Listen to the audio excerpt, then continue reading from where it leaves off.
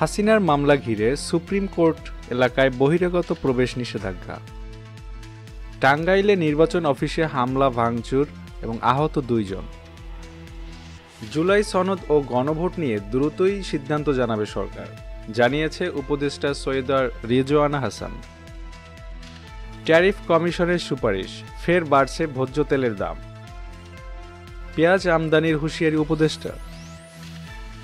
টানা দরপতনে শেয়ার বাজার বিপর্যস্ত। বাকি অধিনায়কদের সঙ্গে ভালো বোঝাপড়া, তাই ফিরে এসেছেন শান্ত। যে কারণে শরীরে ট্যাটু করাননি আলভারেজ। যেসব রোগ থাকলে মিলবে না হজের অনুমতি।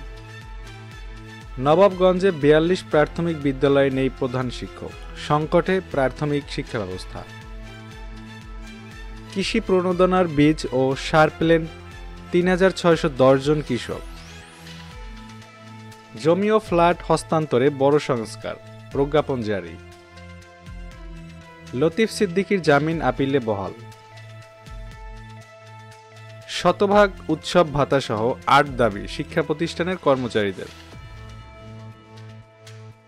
ডিএমপির 5 এডিসিকে বদলি।